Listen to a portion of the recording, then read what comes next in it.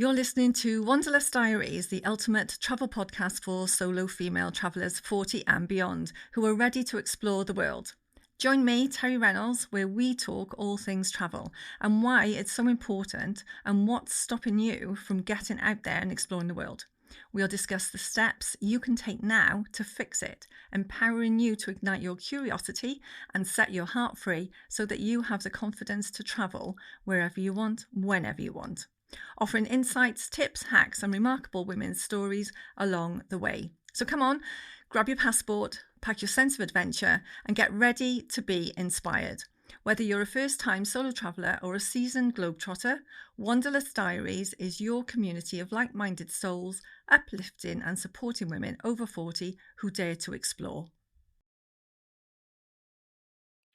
Welcome to today's episode of Wanderlust Diaries, and today I am joined by travel consultant Samantha Green. Samantha, thank you for joining me today. Really appreciate it. So, you're a travel consultant. Tell us a little bit about you. Yeah, well, I became a travel consultant 4 years ago, 20 days before lockdown. I actually started my company. So we kind of knew it was happening, but by then it was too late to do anything about it. So it was a very strange time. But kind of my background before that, the reason I became a travel consultant was because I love to travel and did it as a solo traveller. Met my partner. He was actually backpacking and working abroad. I got made redundant for the third time from a corporate job. And I thought, that's it. I don't want to do it anymore. So I went travelling. I was teaching English in Thailand, and I went all over Cambodia and Vietnam and India and all sorts of places. Amazing. And while I was sat in I think it was probably a bit of Thailand, but maybe Cambodia, kind of sat there thinking, do you know what? I don't really know what I want to do when I go back, because I lived in Birmingham originally, and you can't get more further from the ocean, can you?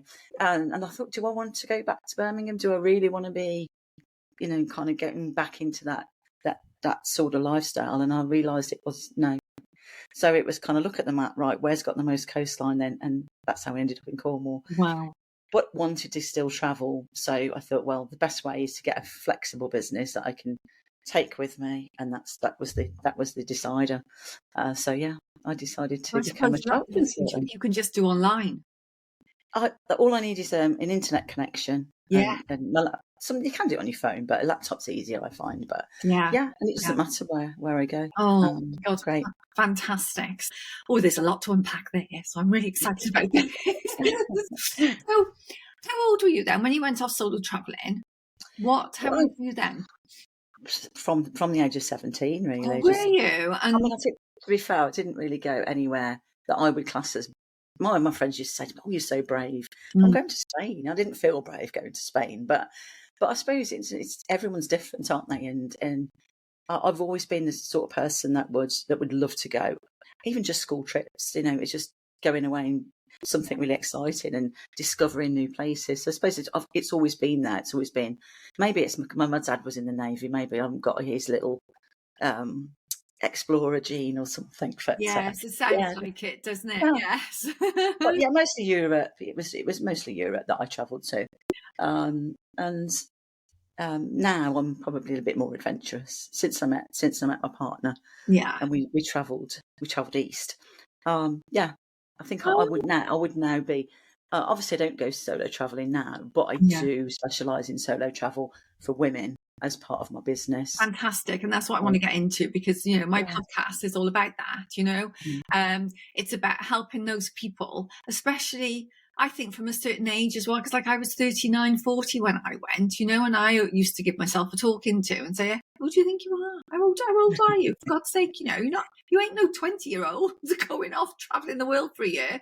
And so, that's what this podcast is about, really, is to help those people who want to do this, but think that either they're too old, they can't do it, they're not adventurous enough, all of those things, so that we all have to start somewhere, and we all have those maybe anxieties and that attached to us. Some of us don't at all, but there's always something that might, you might think, I can't do it. Like I just said about myself, but I was more scared of not doing it than, the fear of going and actually doing it, because that's half the battle, isn't it? It's like, Absolutely. yeah, feel the fear and do it anyway. So as a 17-year-old, I mean, I've got to be honest, as a 17-year-old, I could never have done it. So fantastic. I think we all have our time that comes, the right time for me was when I did it. The right time for you was when you did it.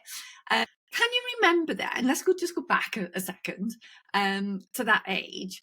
Was there any fear there? Or were you, like, I would say, a typical 17-year-old? No fear, just go and do it. I wouldn't say I had no fear, but it's like exactly what you just said. I either go and do it, or I just sit at home and don't. Yeah. And there was more excitement there. I wanted to go.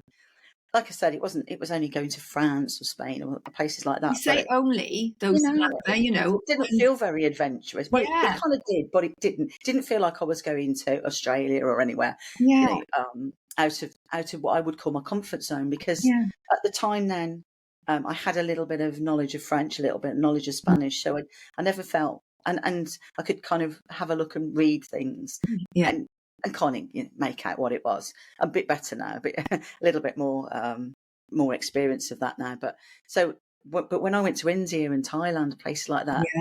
when shop signs, menus, everything's all in. Obviously, it's not. I've got no chance, basically. I've got no chance of looking at it and going, "Oh yeah, I know what that says."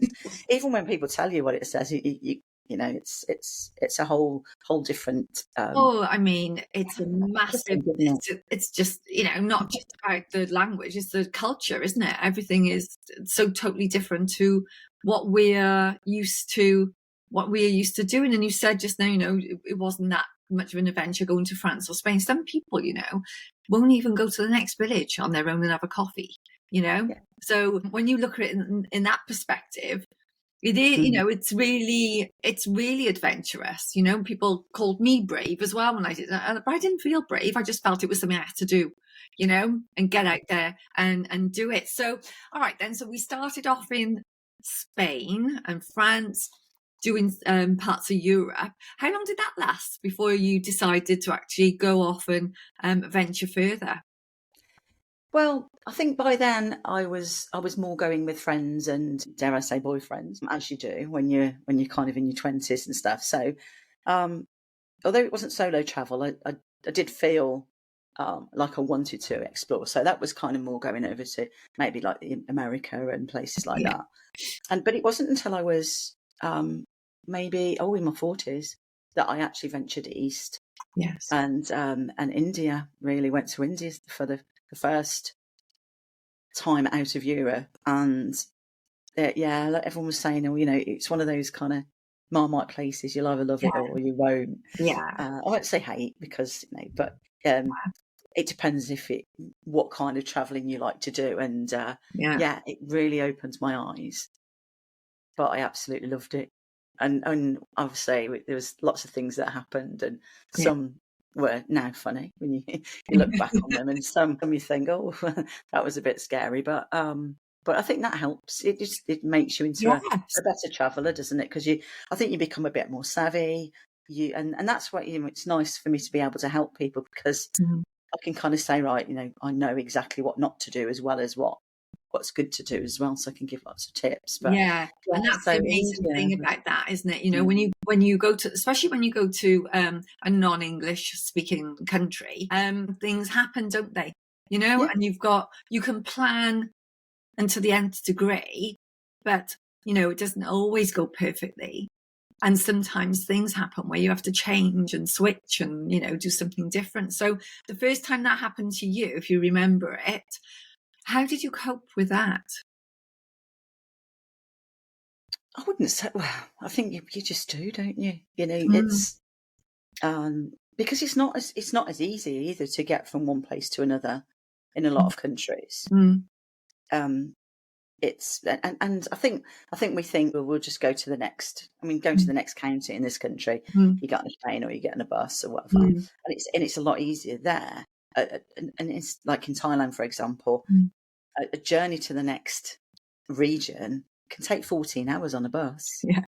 It's not just up the road. So, I think that the first time it happened, I was really ill, and we'd got trains booked and we'd got buses Oh, booked, and yeah. I just couldn't go. Yeah. And it was, I couldn't go. I was really poorly. And I think getting ill is one of the things that people don't look forward to Mm, when you're abroad, because you kind of like your home comforts, don't you, when of you're course. poorly. But Yeah. again, it's just you take the rough with the smooth, and Mm, and yeah. eventually it worked. It worked out. And Yeah. people are lovely. People are really lovely. Mm. I remember when I was in Cambodia, I had a really, really bad flu, Oh. and I really didn't want to have the flu. I wanted to go exploring, and it was literally stay in bed. And the people in the restaurant next to where we were staying, Mm.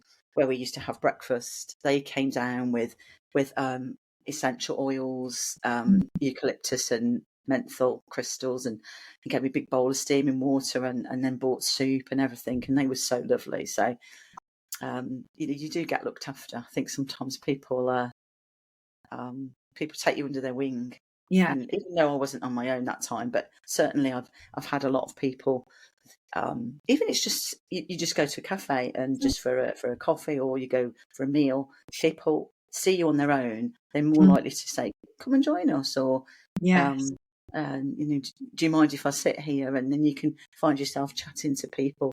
And now I've got friends all over the world, just Just from from that. literally, Yeah. just being in a cafe or a Yeah. restaurant or a bar. It's true Yeah, though, isn't it? Because I mean, recently I was yeah, in Spain, and I was in an area where it's mostly, if I'm honest, German speaking. And so I was on my own, and I thought, right, let's go in this bar now and just sit there and have a drink. So I sat there, it's gorgeous, on the beachfront.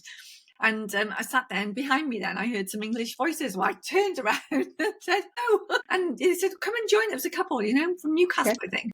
"Come and join us," So I sat there with them for a while, and having a nice chat and having a drink, and that's exactly when you're a solo traveller. You've got the best of both worlds. You're either on your own. If you want to be on your own and you don't want to talk to anybody, you might be having a couple of hours or a day where you just think, I just need to be on my own, just doing your own thing. You can, because you've yeah, got nobody else to consider. But if you don't and you do want to speak, it's just about doing that. And the first time you do it, you might feel a bit about doing that, thinking, I can't just go and talk to those people, I don't know them. But you do, don't you? You just literally get used to doing it, because otherwise, if you want to talk to people, you've got to go and talk to them. And yeah, most people, I would say 99.9% of the time, are receptive and they're happy to talk to you and have a chat. yeah, yeah, absolutely. And it's the same, I think, as well, isn't it? The first time you have to sit on your own to have some food. Like, I'm going to look like a right numpty now, sat here on my own. Everybody else are in couples or groups or families or whatever. And yes, maybe the first time is a bit, off-putting, but you learn how to, you have some strategies in place. So take a book and put it on the table. Because I just Yeah, like people watching. I do anyway. Take your book with you so that you feel like you've got something there. You're not just literally sat there. But I can tell you now, you'll hardly sit there reading that book. You'll just be looking at what's going on, and you eventually become really comfortable with it. yeah. I mean, part of my strategies when I'm dealing with solo travellers is one of the things I talk about is dining out, Mm. because it's about choosing the right place. Because if you get a nice little smaller style like bistro cafe, if you Mm. can sit outside, then nobody even bats an eyelid for people on their own. They don't. If you go to a big posh restaurant, Mm. maybe you might stand out, but I wouldn't. Personally, I wouldn't want to do that anyway. No. I like the places where the locals go. I like to, Yes. and that's another thing. If you're on your own, you can go and ask Mm. local people in the hotel that you're staying at or the guest house and say where is good for food, and Yeah. they will recommend some amazing places Yeah. that are really welcoming. And that's it, isn't it? When you go to a Yeah, different country, don't go looking for burger and chips. no, Please don't. Just no, go and I look think for authentic, something that's authentic. And like you said, ask wherever you stay in and ask to yeah, find out where the best place is to I go. think that's the problem with that we're having probably mostly in Spain at the moment, Mm. when there's kind of a little bit of animosity towards tourists. I don't think it's tourists in general. I Mm. think it's the right kind of tourists they want. Mm. And I don't think they want the people to go in for cheap beer and Yeah. burgers. I Yeah. think they want people that that want to travel more responsibly and give back Yeah. rather than just take all the Yes, time. absolutely. And that's the good thing about. And, If ask people them. speak to me, I can say, look, why don't we look at doing this rather than, it's not always about having a cheap holiday, is it? No. It's not always just about going somewhere. Do you know It's about what, though? giving back a little bit and Yeah. yeah, And I think that, like, if you go find the local restaurants, cafes where the locals eat, it's usually cheaper anyway. it is. It's usually going to be cheaper. You're not going to be paying through the nose unless you go off somewhere fancy, schmancy and all that sort of stuff. That's fine. But otherwise, and it's really nice when you speak to the waiter or waitress and, like, ask them, what's this? What's the local food? What does this mean? I want to try something that's not burger and chips, and they love that then, don't they? Yeah. They love advising on what to eat, what's local, what's in season, what's popular, that type of thing. They kind of ask you what you like, and then they can advise. And I absolutely love that. I love it. Yeah, that's good. Yeah, it happened recently. We were in Portugal recently, and it's quite interesting because I think personally now the world's getting a lot smaller because we're having a lot more, especially food. You don't have to be in the countries now to taste the food. So we went to Portugal. We ended up eating Indian, Italian, Spanish, and Nepalese, and Japanese, and Korean. Yeah. And the Nepalese lady, she was absolutely, she was brilliant, and she brought out some really spicy sauce. I don't really eat very hot food, but my partner does, and even that he blew his head off. And she stood in the background laughing. She was saying, "Yeah, I told you it was spicy." So you get nice little interactions like that, and she was recommending things, and and they look after so you. we were eating momos in Portugal. In Portugal, No, you're right, because it's opened the world so much now, isn't it? There's all the different cuisines are in every country really now, aren't they? And so you are spoilt for choice. It's part of me thinks, oh, I wish they didn't. I wish not everyone knew about it, because I used to love going to Portugal for the pastel de natas, the custard tarts, which are, yes, I know. to be fair, the ones we get over here are not as nice. Yeah. The best ones do come from Portugal still. But now everyone knows about them, and it's like, that's my secret. That's what I used to love. I know. Now everyone knows about it, but that's it's nice to share. But it's nice. It's just nice to be able to tailor trips to people, and that's part of what I love doing, and telling them about these little things, and especially like you say with solo women travelers, it's great to be able to just help them to decide where to go, what to do, and I can do door to door, so nobody has to be worried about being on their own or traveling with bags and things like that. So I could do door to door service, so they get picked up and then they get dropped off back at home. Fantastic, that especially for somebody who's literally never done it before and are really, and if they really are worried about it, it's good to have a service like this, Samantha. So what made you then start up this business? So that let's go from the beginning, how you started this, and then we can talk about the services you provide, so that people listening can come to you if they want to and need you.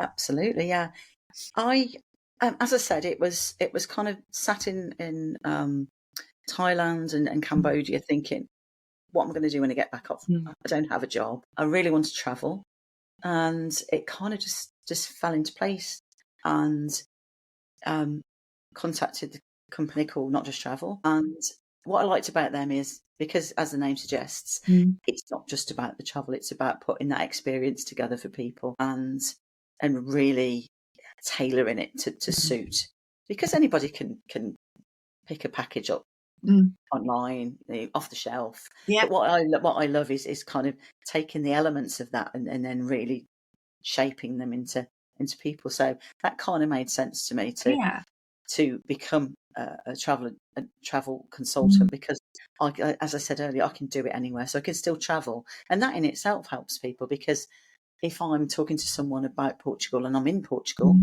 it's a lot easier to, can they say, oh, can you do this, or could I do that? But I've got people on the ground in a lot of places, so that helps as well.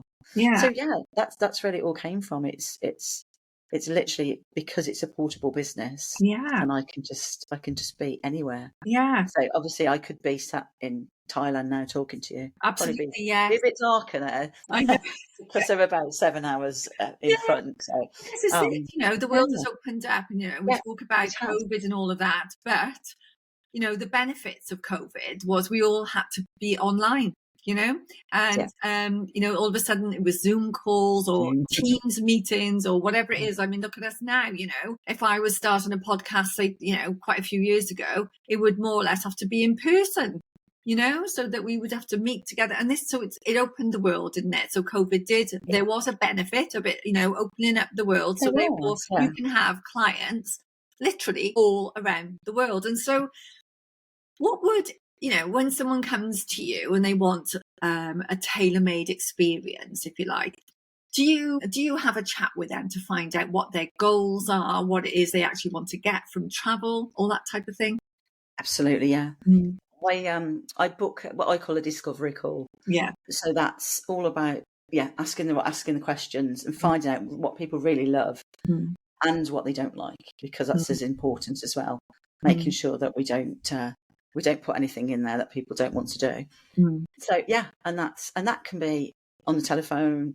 I like it to be on Zoom because I think as well, in this day and age of people getting ripped off with holidays that they do online and the holidays don't exist, they can see I'm real. They can say, hello, it's me. And you get that kind of getting to know people and trust, really. If people are spending a lot of money, some people are spending a lot of money on one holiday. That's all they get a year. So they've got to get it right. Yeah. And so by working with a personal travel consultant, it is that one-to-one service. So and that starts with the discovery call. All my services are free. I don't charge anybody for it. And as I say, it's tailor-made to suit them. I can work with anyone, but my ideal clients are people more like me and the older people. They can be couples or solo. But I tend to get a lot of people that are empty nesters or retirees and that. And I like that because they're people that can be a bit more flexible as well. So we're not just booking 7-day holidays or 2 weeks. No. We're booking 21 days, 28-day holidays. We're booking back-to-back cruises and all sorts of things. And that's nice because we can do cruise and stay. So people can get to go to New York, for example, spend a few days there, then get on a ship to the Caribbean. And then, and then come back to somewhere different. And then, it's all part of that package. Yeah, of course. Yeah. But I think it's about me talking to them about how they can really have an experience. It's not just about going on holiday. It's about experiencing something completely different. Yes. And so I don't tend to work with people that kind of just want to fly somewhere hot and lie on a beach for 2 weeks. Yeah. Well, I think it's more. That's fine, and anybody can do that. I agree. Yeah. Something a bit more adventurous. Yes.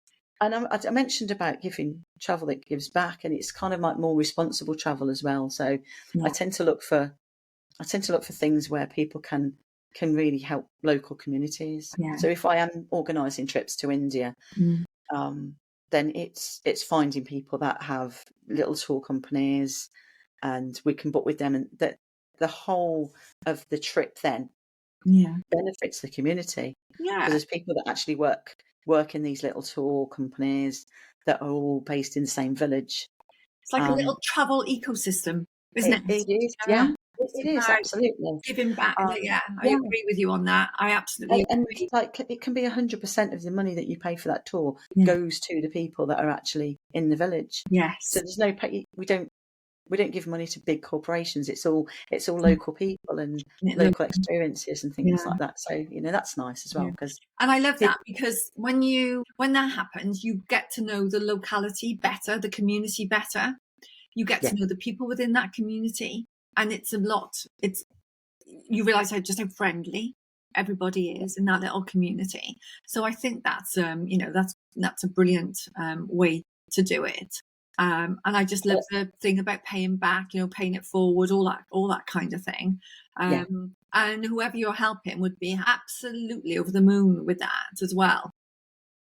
Yeah, it's just something different, and it's just, I think now, as we said, or as I said earlier, that the world's getting smaller, Yeah. and I think it's choosing destinations or places that are off the beaten track or a little bit different. Mm. Because again, recently I was in Lisbon, and all the big tourist attractions are just so busy now. Yes.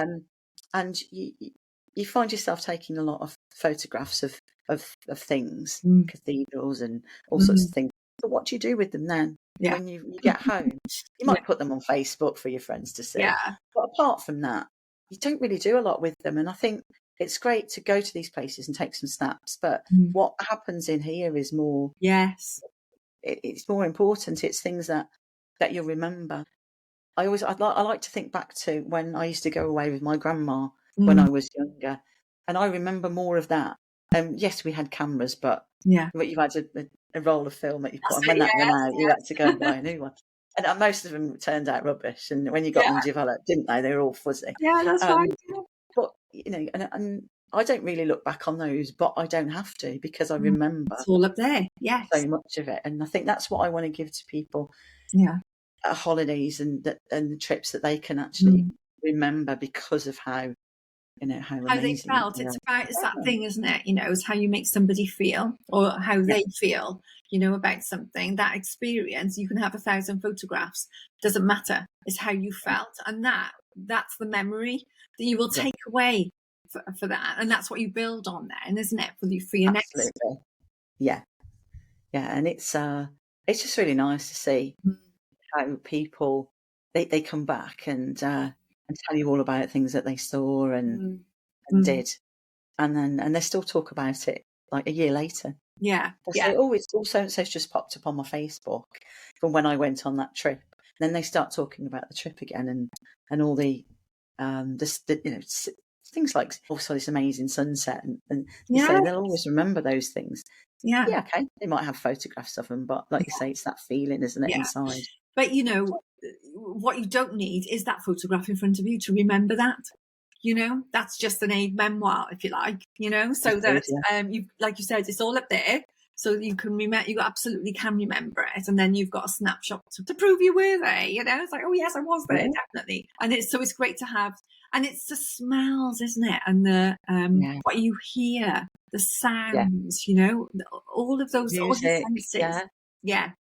You can put music on, and it just takes you back, doesn't it, to that time and that place. Yeah, I've got for when I backpacked around the world for a year, and I've got on my travels, I bought a few CDs. Red Hot Chili Peppers was one, Morshiba was another one, and like a compilation album. And now I put those on, and straight away, even if it comes on the radio, there's certain songs that come on, and straight away I am transported back to wherever I was at that time. So music is a great, it's a way to remember things, isn't it? It just literally just takes you right back. Yeah, there's a lot of songs that I had on my iPod that now, when I was travelling on, let's say, 14 hours on a bus, you get through a lot of music. Yes. Going back to Thailand, was one on one of the islands, Koh Chang, and they were playing, stayed in a rooms, and it was called this Stone Free. I think it's still there, but I think it's changed slightly now. But and it's all blues and kind of that kind of music. But the lady used to play Neil Young behind the bar. And I said, I hadn't listened to Neil Young. I think my mum used to listen to it when I was younger. And I said, oh, can I buy a CD? And she said, oh, I'll do you one. So she did me a CD of it, and just like burns a CD for me. Wow. And and that every time I Neil Young, I'm back there. Yes. And I am literally back there. Yeah. Kind of just sit and smile, and I'm just thinking about that. Yeah. About that place. The sticky rice, sticky rice blues, they used to call it. Yeah. It was amazing. I love that. Yeah, nice. And I think, like you said earlier, you know, talking about the way that what you do is organise experiences for people, and it's not about that. Because there's nothing wrong with a package holiday, don't get me wrong. No, There's no, nothing wrong absolutely with not. package holidays, all inclusive, especially if you've got kids. It Yeah, can be a godsend, you know. But I absolutely, yeah. think once you get to a certain point where you don't want that anymore, you do want something different. And I think it's about helping those people to understand what it is they want to do and why they want to do it and what they can actually get from it. Yeah, because there's going to be why are people going away? Like you said, are they going away because they want to find themselves? Are they going because they haven't got anyone else to go with, and they just said, look, I can either sit out and feel sorry for myself, or I can go and experience something different. It's kind of like a little checklist that I have when I talk to people about solo travel, especially women. Yes. It's kind of like, where do you want to go, and making sure we choose something safe, but not. But it's got to align with what they want to do, what their interests, and what the reason that they're going travelling. Yeah. And then really talking to them about any cultural differences. I always like to give them a few words in the local language. It's a lot more difficult in places like India because they have usually about 47 languages I was just in going to say one yes. place. But you know, teaching people a few little because I think that always helps to kind of bond with local people. Yeah. They, you know, Yeah. sometimes they kind of laugh at you because you get it wrong, Yeah. but then again that breaks the ice, and then they'll help you. Yes, yeah, They that's help you then, don't they? Yes, you're not saying anything really bad. no, that's it. When I used to go to Spain, and I told the gentleman behind the bar, like, I'm learning Spanish, I'm going to pick your brains, and this. So from that day on, they wouldn't let me have the English menu or anything. Yeah. So I lived on a lot of chicken because I knew Yes. what that was. I knew what chicken was, so I did have a lot of chicken and pizza. It was a little funny story because we're talking about beer, so I'd go in and have a small beer, and he said, "Oh, that's called una caña." Which is like a half.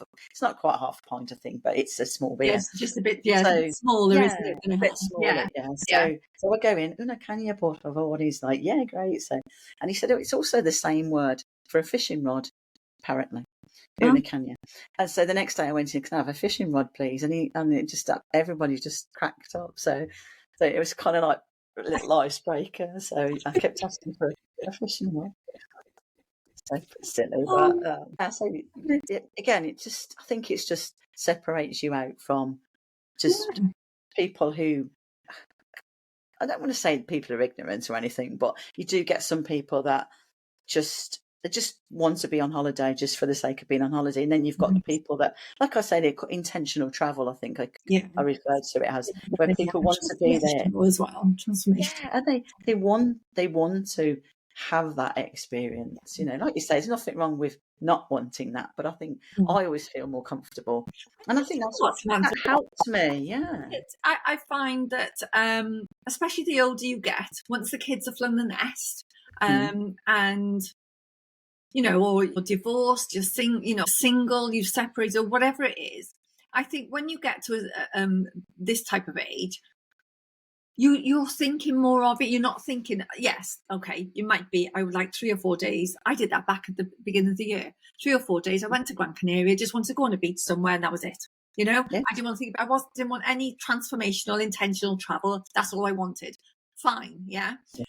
But that's an exception for me these days. You know, I like to go find out about the culture and all of that side of things. And I think that kind of, a lot of the time, comes with age as well. You know, that you want to find out, you know, because you've got time to now. When you're going away with the kids and all the rest of it, you haven't got time to think, have you really? Never mind try and be intentional or have some sort of transformation. But when you you are an empty nester, when you have, you know, just got divorced or you're separated or whatever it is, you've got the time then to think, right, what do I actually want now? You know, I don't just want to get on a plane, go on a beach and come back home again. I want to find out a bit more. Yeah. And I think it's also about giving yourself an education, because I think back to school, I didn't really like geography. We didn't really learn about countries. We learnt more about oxbow lakes and soil erosion and stuff like that, which was okay, but it never really grabbed me. And history was the same. Yeah. Second World War, Rasputin, stuff like that. Mm.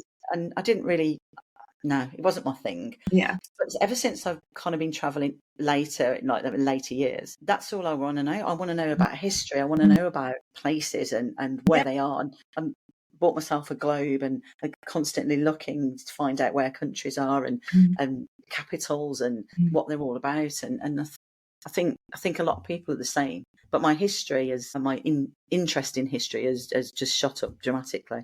Yeah. So, I mean, Portugal's obviously great for that because I was in Lagos on the Algarve, and it has a really, really good backstory about all the history and everything.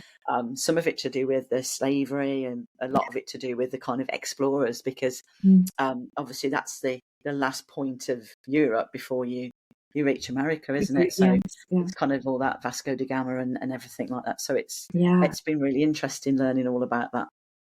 And so if I can help people with and it's great that you can pass that knowledge on then, isn't it? Yeah, you it's can nice. pass that on and say, go to this museum, go to there, have a look at what are you interested in. Oh, we'll try this. I do love a museum. To be fair, I have always been interested in museums, but even more so now. I think because my knowledge of the history goes together with the artifacts that are in the museums, and it kind of makes a lot more sense. I agree. But it's like finding little hidden gems as well that you can tell people about, and that maybe are a little bit less touristy, like things like little museums that are in little side streets. I remember going to Crete, and that was one of my favourite places to go as a solo traveller, because I could just go off and explore forts and all sorts of things on my own, and I really, really enjoyed that, going there. And I found some great little museums, and my favourite museum actually was in Prague, and it was a miniatures museum. Nothing to do with Prague, really. It was just an artist that created tiny, tiny works of art, and they were in the eye of a needle or on an insect's leg, and you had to look at them through a big microscope thing, magnifying glasses, sorry. And they were tiny, but it absolutely blew me away that this but that was literally just because I was walking the streets and just happened to happens across come it. across it. Well, and like a lot of people won't know about that, so that's something that you can pass on. And coming along all these little places to go and just, I mean, it may not interest some people, but it's just knowing these little things that are there.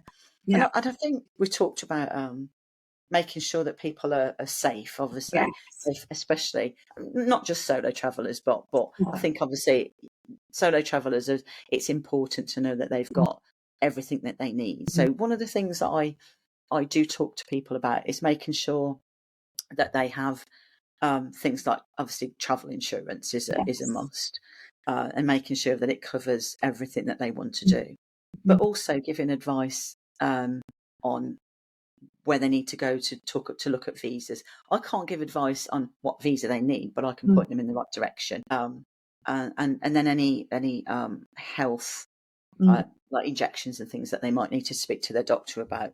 But then just downloading apps. There's a lot of really good apps that you can like I think it's called Walk My City.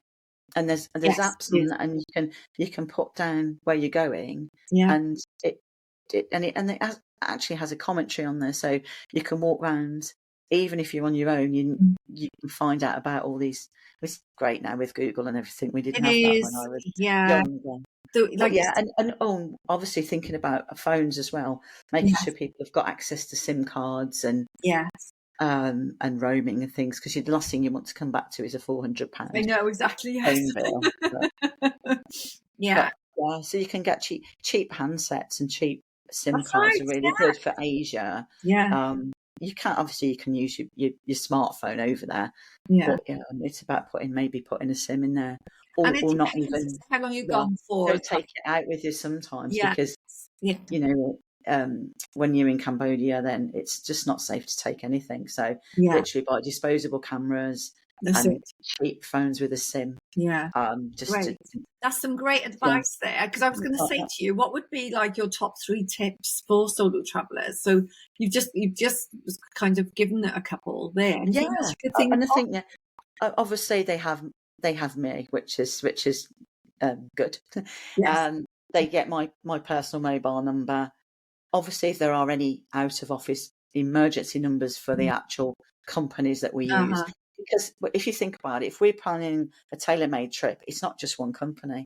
So there Yeah. can be 4, 5, 6 different companies involved. You've Yeah. got obviously airlines and hotels and transfer people and all sorts of Yeah. things. And so just making sure that we've got emergency numbers just in case it's out of hours. But I do this with all my clients, but certainly with solo, I make sure that I am available for when they are traveling. So if they've got a later flight, I make sure that the transfer turns up and make sure that the hotel know, that they've checked in okay. Yeah. So I do have, sometimes I do have late nights, making Yeah. sure that everyone's safe. So Timings and what, they've got yes. me. Yeah, they've got me there. Yeah. Yeah. So just really making sure that they've got all those essentials, and and that we just make sure that we create a balance, really, an itinerary for them, that they've Yeah. got some things that we plan in advance and Yeah. then some free time. Because they can always Fascinating. WhatsApp me and say, right, Yeah. I've got a free day today, Sam, but actually, I feel like doing something, and we can have a chat. We can Yeah. have a chat over WhatsApp, and Yeah. That must be, yeah. kind of a relief as well for those travellers, knowing that you are at the end of a phone should they, really, really need you. And I would And imagine they only need you in, kind of yeah. extreme circumstances. They're not on the phone to you every 2 seconds. No, they're not. But sometimes I do get phone calls from people saying, "Oh, well, look where I am," and they Oh, put the WhatsApp on and show me, which is yeah, really nice. I like that. exciting. Yes, I do get some WhatsApp face-to-face calls Yeah, yeah, with clients, which is always good, especially if they're going somewhere that I really like, and yeah, I'll say, "Oh, send me some video of," and they do better than that. yeah. I get a little walkthrough, so that's Lovely, always quite yes, nice. Yeah, yeah. It must be a but nice feeling for you as well to know that they're having a great time and that they want to share it with you. yes, it is. It Mm. is, and I always say to them, "Is it okay if you do me some videos and stuff, because I can share those with other people." Yeah, And most people are really happy. yeah, Sometimes they don't want to be in the video. They'll say, "Oh, well, just do a video yes. without me." I don't want to be in the video. Um, Oh, but yeah, that's great, and have some lovely stories. People have come back, yeah, and that's lovely. I and mean, they go back again and again to the same place because they like it. So yes, yeah, yeah. no, Well, it gives them, and of course, once something goes really well, it gives them the yeah, confidence then, doesn't it, to go off and do it absolutely. again? Yeah. But even if it doesn't go to plan, because they've got me and I've got Mm. the really good suppliers and tour operators that I use, Yeah. then sometimes it can go wrong without the people even knowing, Mm. because we sort it In the before they background. Yeah. even know, Yeah. and sometimes it doesn't go to plan, and we Mm.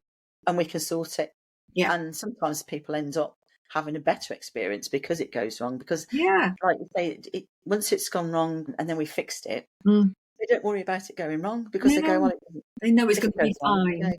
They know we're it's fine. going to be No, we can always work something out. We can yeah, always work yeah. around it. And so, Samantha, for anybody who's listening to this then and would like to contact you, where's the best place for them to get hold of you? Well, they can, obviously social media is always a good place. Yeah. They have Instagram and Facebook, and under Samantha Green, Not Just Travel, or Yeah. Samantha Jane Green, Not Just Travel. And to be fair, if they just put that into Google, it brings up quite a few different avenues. They could look me up on Google. Yeah. I have 2 websites. Mm-hmm. One is from Not Just Travel, so Mm-hmm. that has lots of offers and all sorts of things that you can read on there. And then I have a blog site where I actually writing blogs on different destinations, but Wow. things like what you can do in 2 days in Rome or Lisbon, and Yeah. things like that. So Yeah. they're always nice little reads if people are thinking about a Love that. breakaway.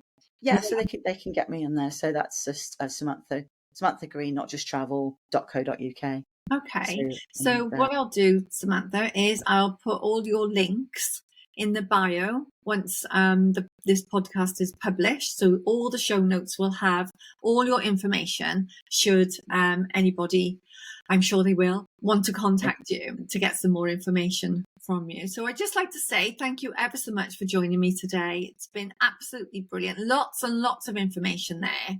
And for anybody who's really nervous about doing this, they've got you now. They can come to you and you can help them take those first steps into solo travel.